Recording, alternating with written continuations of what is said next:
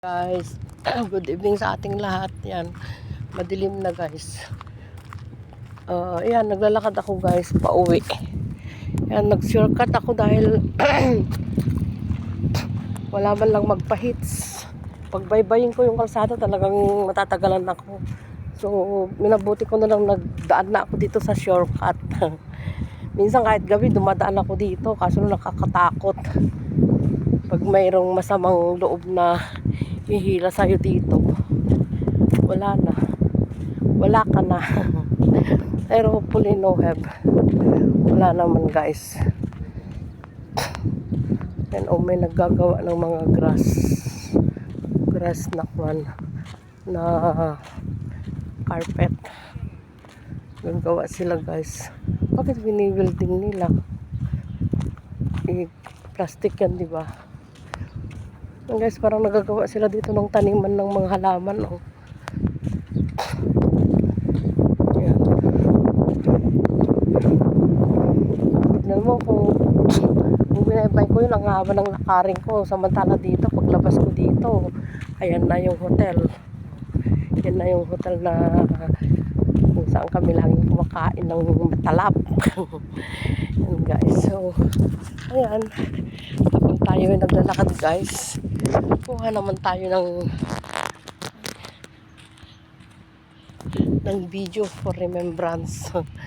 Kasi kung gano'n na masama na yung pakiramdam ko guys, talagang gustong-gusto ko nang makiusap sa amo ko na gusto ko nang mag-resign dahil sobrang nahihirapan ako sa haba ng oras. Plus babysitting pa guys, wala mang bayad. Kaya gustong-gusto ko na magpaalam. Kasi kung tutuusin, madami naman ako makakuhang part-time. Hindi pa pagod. Pagkatapos ng trabaho mo guys, layas ka na sa bahay. Diba? Haggard ni Yaya guys. Yan na si Yaya, tumanda na ng gusto. Sobrang pagod. Laging nagkakasakit. Yan. Yan guys, napalibutan tayo ng nagkagandahang building. Nagtataas ang building. Ayan. O, yan guys, kung linakad ko doon mula dyan hanggang doon nalakarin ko yan. Pero ngayon, nakarating na ako agad.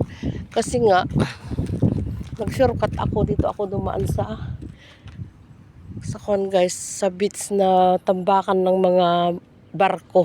Ay, ng mga, ano ba yung tagawag doon? Boat. Yan. So, yan guys. So, ayan. Mahangin kasi guys kasi ako'y nagsasalamin, masakit ang mata ko.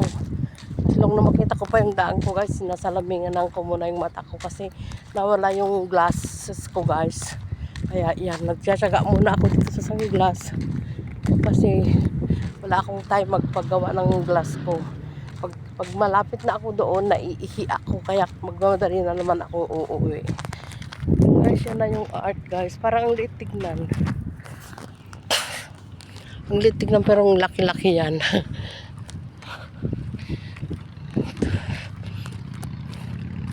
Yan yung tinatawag na nila ditong 5-star hotel. So, diba? Ayan. Lapit na ako sa aking sakayan dahil nag-shortcut ako. Pero kung di ako nag-shortcut, nandun pa ako. Ngayon, nakalahati ko na agad.